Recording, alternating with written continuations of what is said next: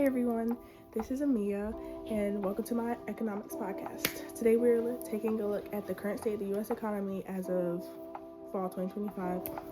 I'll be breaking down 4 key things. I've got the unemployment rate, number 1, 2, GDP growth and where we are in the business cycle, 3, the current rate of inflation and what the feds are doing about it, and 4, the current U.S. current account, like the U.S.'s current account. Basically, whether we're borrowing or lending from the rest of the world. I'm pretty sure where that's going, but let's jump right in. Okay, first we've got the unemployment rate. Right now, the U.S. unemployment rate is sitting at around about 4.3%, according to the Bureau of Labor Statistics. That's a little higher than earlier this year when it was closer to 4.1%. So the job market has cooled slightly. What has caused that? Well, after a couple years of strong growth coming out of the pandemic, companies are slowly slowing down with hiring. There's not much demand anymore. Everybody's pretty much got a job now. We're not struggling anymore. And interest rates have been high for a while. That's made borrowing more expensive for businesses. So we're seeing fewer job openings and a bit more caution in the labor market. But 4.3% isn't bad. Historically, that's actually a pretty normal level of unemployment, which is probably good for at least with how the world's looking right now. I'm pretty sure we're all up to date with what's been going on, and that I'd say is pretty solid, at least looking at the statistics and just, my common sense speaking. Anyways, economists call anything around 4 to 5% natural unemployment. So yeah, it's not perfect, but it's far from a crisis. So amen. Let's thank our God.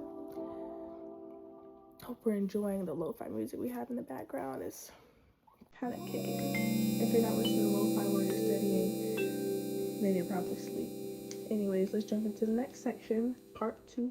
We've got GDP and economic growth. Next up is our GDP.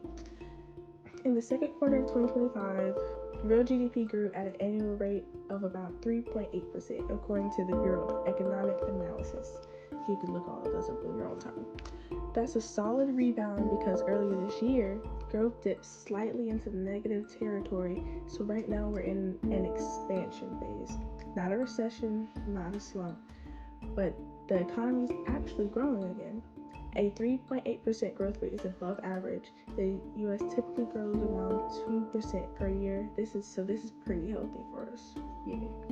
The main reason for this boost, let's get into that, stronger consumer spending and a drop in imports, which technically helps GDP numbers, but economists say it might not last if inflation stays sticky or if interest rates remain high. So overall, expansion, yes. Sustainable forever, probably not. Third, we're going to go into our inflation and Federal Reserve. Now, onto everyone's favorite topic, inflation. That word's a little scary, but it's really not that serious. If you're, educated, doing your research, it's not really that bad. It's not as bad as everyone makes it seem, at least. So, as of late summer 2025, we're all enjoying ourselves. The inflation rate is about 2.9%. I believe it. That's down a lot from 2022's high, when inflation was over 8%. Now that's high. But it's still a bit above the Fed's goal of 2%. Core inflation, which takes out food and energy prices, is staying kind of stubborn, giving us a little. Rent, healthcare, and services are keeping prices higher than what the Feds would like. So what are the Feds doing? Well, just recently, the Federal Reserve cut interest rates slightly down. I think we all pretty much heard about that. At least I recall. Down to the range 4 to 4.25%.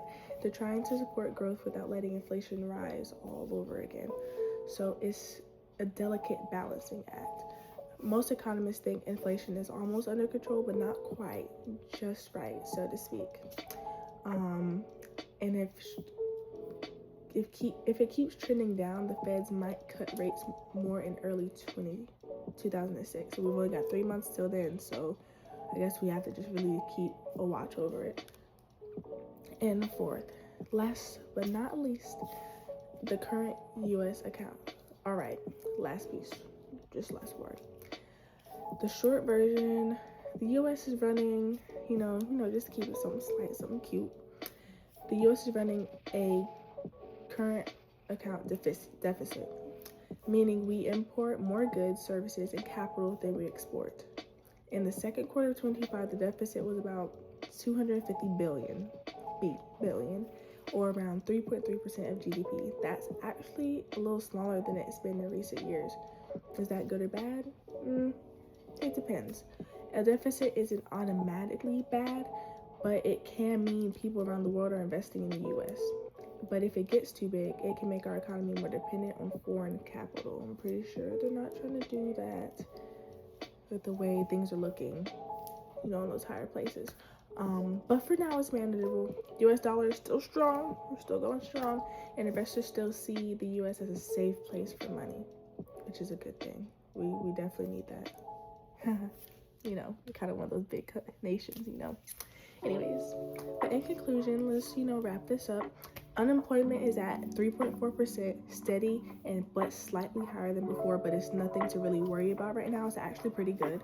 GDP growth is about around 3.8%, and the economy is expanding again. Yay. Inflation is about 2.9%, better than before, but still above our target. And we're trying to keep a watch on that. The government, they're gonna do whatever they need to do. They handle all of that. And our current account is running a deficit, which is typical for the U.S., so it's nothing to really spaz out about. Overall, the economy looks healthy, but cooling. Kind of like a car easing off the gas after a long stretch of highway driving. So we're cruising. We're cruising right now. The economy's cruising. We're not looking horrible. We're not looking amazing. We're just kind of doing our own thing. The Fed's challenge now is making sure the slowdown doesn't turn into a stall. We don't need us to just blank. But thanks for tuning in. I'm Mia, and this has been my breakdown of the U.S. economy as of fall 2025. If you enjoyed this episode, feel free to share it or edit your own thoughts in the comments. Thanks.